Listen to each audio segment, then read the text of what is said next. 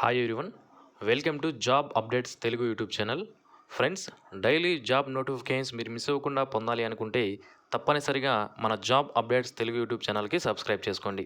So friends, ఈ వీడియోలో మనము స్టాఫ్ సెలక్షన్ కమిషన్ నుంచి రిలీజ్ అయ్యే ప్రతి సంవత్సరం విడుదలయ్యేటువంటి ఎస్ఎస్సి సిహెచ్ఎస్ఎల్ నోటిఫికేషన్ సంబంధించి మనకి టైర్ 3 అనగా టైపింగ్ టెస్ట్ అనేది కండక్ట్ చేస్తారు. స్కిల్ టెస్ట్‌లో మనకి టైపింగ్ టెస్ట్ అనేది ఉంటుంది. ఫస్ట్ మనకి టైర్ 1లో ఎగ్జామినేషన్ ఉంటుంది. టైర్ 2లో డిస్క్రిప్టివ్ పేపర్ ఉంటుంది. అండ్ టైర్ 3లో మనకి టైపింగ్ టెస్ట్ అనేది ఉంటుంది.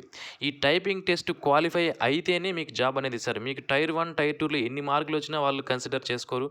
బట్ తప్పనిసరిగా మీకు ఎన్ని మార్కులు వచ్చినా టైర్ 1, టైర్ 2లో మీకు టాపర్ వచ్చినా కూడా తప్పనిసరిగా ఈ టైర్ 3లో మీరు క్వాలిఫై అయితేనే మీకు జాబ్ అనేది రావడం జరుగుతుంది. కాబట్టి ఇంతటి ప్రాముఖ్యత ఉన్నటువంటి మనకి ఈ ఎస్ఎస్సి సిహెచ్ఎస్ఎల్ టైపింగ్ టెస్ట్ గురించి మనం కొన్ని డీటెయిల్స్ అనేవి ఈ వీడియోలో తెలుసుకుందాం. సో చాలామందికి చాలా డౌట్స్ అనేవి ఉంటాయి ఈ టైపింగ్ టెస్ట్కి సంబంధించి. ఆ డౌట్స్ అన్నీ కూడా ఈ వీడియోలో నేను మీకు క్లియర్ చేస్తాను. ఇంకా ఏమైనా నేను చెప్పని డౌట్స్ ఏమైనా ఉంటే కింద కామెంట్స్లో తెలియజేయండి. సో మీకు రిప్లైస్ అనేది నేను ఇస్తాను. ఓకే, ఫస్ట్ మెయిన్గా అందరికీ వచ్చే డౌట్ ఏంటి అంటే ఈ టైపింగ్ టెస్ట్ని కంప్యూటర్లో కండక్ట్ చేస్తారా లేదా టైప్ రైటర్లో కండక్ట్ చేస్తారని మెయిన్ అందరికీ డౌట్ అనేది ఉంటుంది. సో కంప్యూటర్లోనే మనకి ఈ టైపింగ్ టెస్ట్ అనేది కండక్ట్ చేస్తారు. ఓకే, సో కంప్యూటర్లో బై యూజింగ్ కీబోర్డ్ ద్వారా మీరు టైప్ చేయాల్సి ఉంటుంది. ఇందులో మనకు 2 లాంగ్వేజెస్ ఉంటాయి, ఇంగ్లీషు అండ్ హిందీలో టైపింగ్ అనేది ఉంటుంది. మీకు ఇంగ్లీష్లో టైపింగ్ వస్తే ఇంగ్లీష్లో చేసుకోవచ్చు, హిందీ టైపింగ్ వచ్చినా కూడా హిందీలో చేసుకునే అవకాశం అయితే ఉంటుంది. 2 లాంగ్వేజెస్లో టైపింగ్ చేయాల్సిన అవసరం లేదు. ఇంగ్లీష్ ప్లస్ హిందీ రెండిట్లో చేయాల్సిన అవసరం లేదు. మీకు ఇంగ్లీష్లో టైపింగ్ వస్తే ఇంగ్లీష్లో చేసుకోవచ్చు, హిందీ టైపింగ్ వచ్చినా కూడా మీరు హిందీలో టైపింగ్ చేసుకునే అవకాశం అయితే ఉంటుంది. నెక్స్ట్, ఒకవేళ తప్పులు చేస్తే టైపింగ్ చేసినప్పుడు మనం ఒకవేళ తప్పుగా ఎంటర్ చేస్తే దాన్ని ఎడిట్ చేసుకునే అవకాశం ఉంది అంటే అది ఎడిట్ చేసుకోవచ్చు.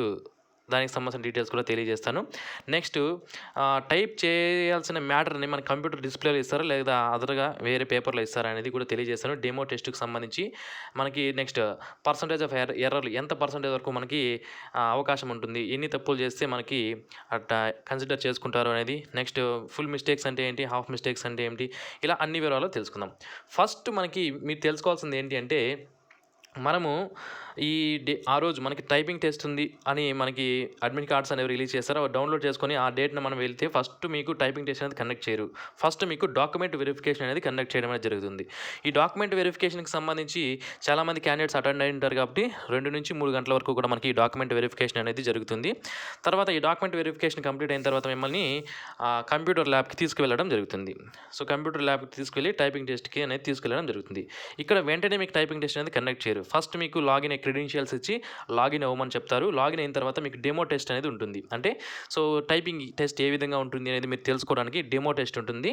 దాన్ని మీరు డెమో టెస్ట్ అనేది తప్పనిసరిగా రాయాల్సి ఉంటుంది. ఆ డెమో టెస్ట్ కంప్లీట్ అయిన తర్వాత మనకి మెయిన్ టైపింగ్ టెస్ట్ అనేది స్టార్ట్ అవ్వడం జరుగుతుంది.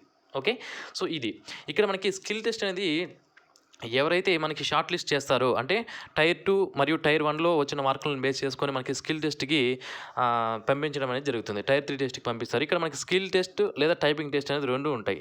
ఎందుకు స్కిల్ టెస్ట్ ఎవరికి ఉంటుంది, టైపింగ్ టెస్ట్ ఎవరికి ఉంటుంది అని కూడా మీకు తెలియజేస్తాను. స్కిల్ టెస్ట్ అనేది డేటా ఎంట్రీ ఆపరేటర్ అనే పోస్ట్కి ఉంటుంది.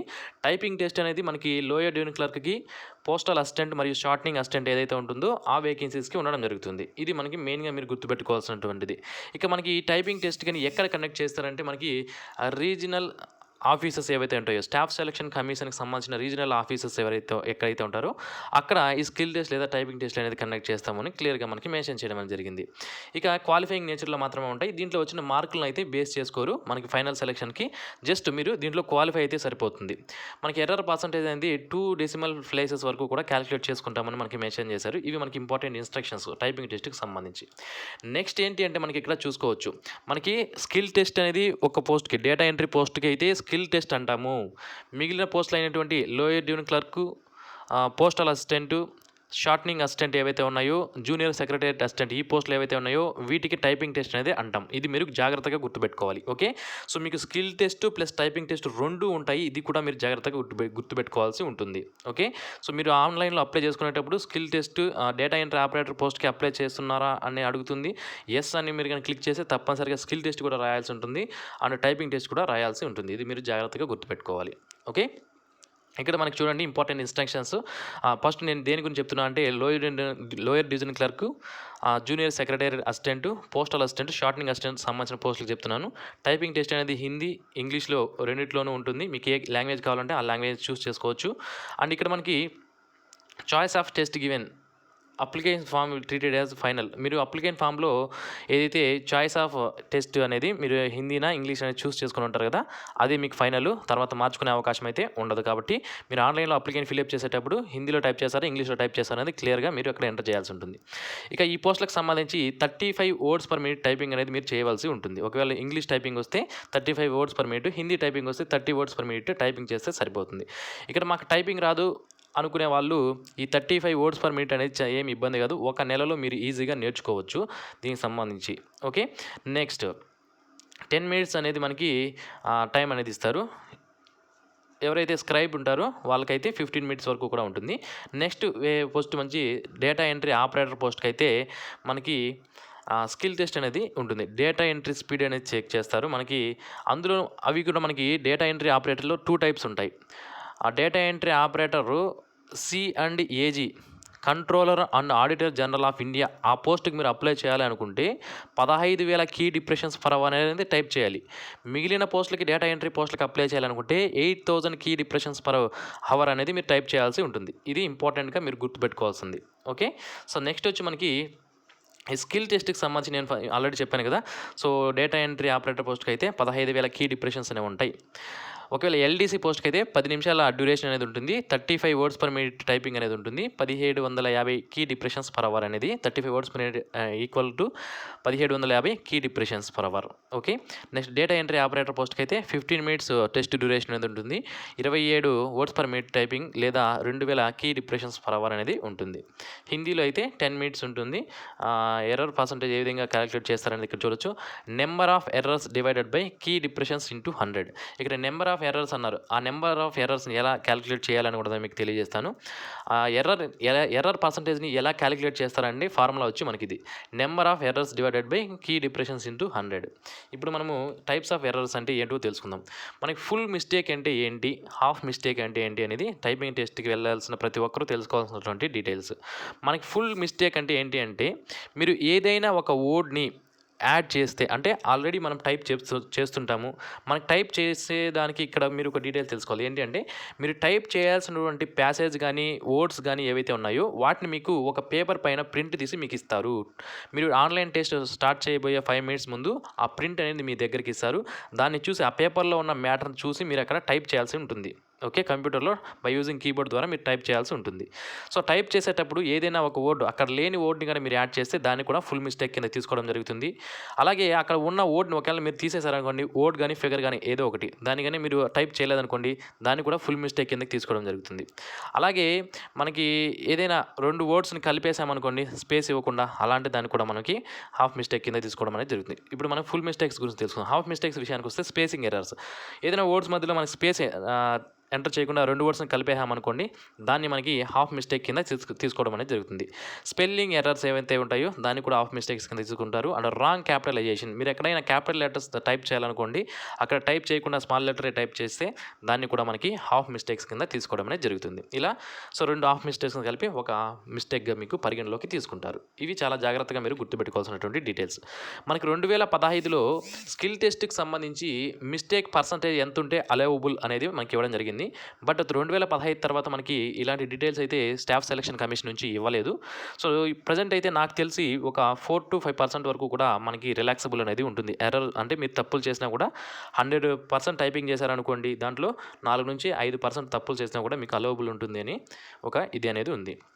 ఇక్కడ 2015లో చూసుకోండి. 2015లో అయితే డేటా ఎంట్రీ ఆపరేటర్ పోస్ట్‌కి అయితే మనకి అండర్ 5% ఇచ్చారు. ఎస్సీకి 7%, ఎస్టీకి 7% ఇచ్చారు. మిగిలిన వాళ్ళందరికీ కూడా 7% వరకు కూడా రిలాక్సబుల్ ఇవ్వడం జరిగింది. Postal assistant, shortening assistant, lower clerk పోస్ట్‌కి అయితే అండర్‌కి 7% ఇచ్చారు. మిగిలిన అన్ని పోస్టులకి కూడా 10% వరకు కూడా మనకి రిలాక్సబుల్ అనేది ఇవ్వడం జరిగింది. సో ఈ విధంగా మనకి ఈ పర్సెంటేజ్ ఆఫ్ ఎర్రర్స్ అనేవి ఎంత ఉంటే అలౌవబుల్ అనేది మనకి 2015లో అయితే ఒక నోట్ ఇచ్చారు. తర్వాత ఎటువంటి నోటు ఆ తర్వాత సంవత్సరాల్లో జరిగిన స్కిల్ టెస్ట్‌లకైతే ఎటువంటి నోటు ఇవ్వలేదు.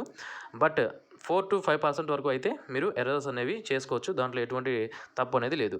సో ఇక్కడ ఎక్కువ మంది క్యాండిడేట్స్‌కి ఇంకో డౌట్ ఏంటంటే మనకి ఏదైనా తప్పు చేసినప్పుడు, తప్పుగా టైప్ చేసినప్పుడు దాన్ని ఎడిట్ చేసుకోవచ్చా అని ఒక డౌట్ అనేది ఉంటుంది. మీరు ఏదైనా వర్డ్ గానీ లేదా క్యారెక్టర్ గానీ తప్పుగా ఎంటర్ చేస్తే మీరు దాన్ని మళ్ళీ ఎడిట్ చేసుకునే అవకాశం కూడా ఉంటుంది. సో, మనకి కంప్యూటర్ పైన మౌస్ కర్సర్ అనేది ఉంటుంది. దాన్ని మీరు ఎక్కడైతే మిస్టేక్ చేశారో అక్కడికి తీసుకువెళ్ళి దానిపైన క్లిక్ చేసి మీరు ఎడిట్ అనేది చేసుకోవచ్చు. ఓకే. సో, అలాగే మీరు ఒకవేళ ఫర్ ఎగ్జాంపుల్ మీకు టైపింగ్ బాగొచ్చు.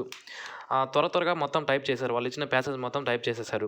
టైప్ చేసేసిన తర్వాత మనకి ఆ టైం అనేది ఉందనుకోండి, మీరు తర్వాత దాని టైం అనేది మీకు ఆటోమేటిక్‌గా ఎక్స్‌పైర్ అనేది అవ్వదు. మీరు మొత్తం టైప్ చేసేసారు కదా అని ఆటోమేటిక్‌గా ఎక్స్‌పైర్ అనేది అవ్వదు. 10 మినిట్స్ ఓపెన్‌లోనే ఉంటుంది కాబట్టి మనకి ట్యాబ్ అనేది 10 మినిట్స్ ఓపెన్‌లోనే ఉంటుంది. ఓకే. సో, 10 మినిట్స్ ఓపెన్‌లోనే ఉన్నప్పుడు మీరు చేసిన తప్పులు ఏమైనా ఉన్నాయా లేదా అనేది కూడా మీరు క్రాస్ చెక్ అనేది చేసుకోవచ్చు ఒకసారి. ఓకే.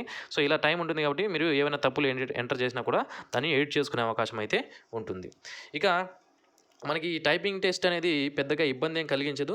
సో, మనకి స్పెషల్ క్యారెక్టర్లు గానీ, సింబల్స్ గానీ పెద్దవి ఉండవు. Basic characters like dots, question marks, brackets ఇలాంటివి మాత్రమే చిన్నవి ఉంటాయి. మనం డైలీ యూజ్ చేసేవి. మిగిలినవి పెద్దవి గానీ పర్సెంటేజ్ సింబల్స్ ఇలాంటివి మాత్రమే ఉంటాయి. సో, వేరే పెద్ద క్యారెక్టర్స్ గానీ, మనకు తెలియని క్యారెక్టర్స్ గానీ ఉండవు. సో, కాబట్టి ఇబ్బంది పడాల్సిన అవసరం అనేది లేదు. ఓకే. సో, ఇది ఫ్రెండ్స్ స్కిల్ టెస్ట్‌కి మనకి ఎస్ఎస్‌సి, సిహెచ్ఎస్ఎల్ స్కిల్ టెస్ట్‌కి సంబంధించినటువంటి details. So, already selection process ఏ విధంగా ఉంటుంది అండ్ నోటిఫికేషన్ రిలీజ్ చేశారు. దానికి సంబంధించిన డీటెయిల్స్‌తో పూర్తి వీడియో అనేది చేయడం జరిగింది. అండ్ సెలక్షన్ ప్రాసెస్ సంబంధించి టైర్ 1, టైర్ 2, టైర్ 3కి సంబంధించిన డీటెయిల్స్‌తో ఆల్రెడీ ఒక వీడియో అప్లోడ్ చేశాను. సో, మీరు దాన్ని చూడాలనుకుంటే ఈ వీడియో కింద డిస్క్రిప్షన్‌లో లింక్స్ ఇస్తాను. అక్కడి నుంచి చూడండి. లేదా డైరెక్ట్‌గా మన ఛానల్‌కి వెళ్ళి కూడా మీరు చూడవచ్చు. సో, ఇంకేమైనా డౌట్స్ ఉంటే ఈ వీడియో కింద డిస్క్రిప్షన్‌లో అడగండి. మీకు పూర్తి వివరాలను నేను మీకు తెలియజేస్తాను. సో, ఇది ఒక డేటా ఎంట్రీ స్కిల్ టెస్ట్‌కి సంబంధించి ఒక ప్యాసేజ్ మనకి ఆన్‌లైన్‌లో దొరికింది. దాన్ని మీకు ఇక్కడ ఇస్తున్నాను. సో, ఇక ఎవరికైనా ఏ విధంగా మీకు మీ ఇంట్లో ల్యాప్‌టాప్ గానీ, కంప్యూటర్ గానీ ఉంటే మీరు ఈజీగా ఈ టైపింగ్ టెస్ట్ అనేది నేర్చుకోవచ్చు. ఆన్‌లైన్‌లో మనకి వేరియస్‌గా మనకి కింద నేను వెబ్‌సైట్స్ లింక్స్ ఇస్తాను కొన్ని. సో, ఏవైతే బాగుంటాయో ఆ వెబ్‌సైట్స్ లింక్స్ ఇస్తాను. దాని ద్వారా మీరు ప్రాక్టీస్ చేసుకుంటే ఈజీగా 1 ఆర్ 2 మంత్స్‌లో 35 వర్డ్స్ పర్ మినిట్ కాదండి, 50 వర్డ్స్ పర్ మినిట్ వరకు కూడా మీరు టైపింగ్ అనేది ఈజీగా నేర్చుకోవచ్చు. ఓకే. సో, ఓకే ఫ్రెండ్స్, ఇది ఎస్ఎస్‌సి, సిహెచ్ఎల్ టైపింగ్ సంబంధించినటువంటి ఇంపార్టెంట్ డీటెయిల్స్. సో, ఈ వీడియో మీకు నచ్చినట్లయితే వీడియోకి లైక్ చేయండి. మరిన్ని వీడియోస్ మీరు పొందాలనుకుంటే ఛానల్‌కు సబ్స్క్రైబ్ చేసుకోండి. ఈ వీడియోని తప్పకుండా మీ ఫ్రెండ్స్‌తో షేర్ చేయండి. Thanks for watching. Have a nice day friends.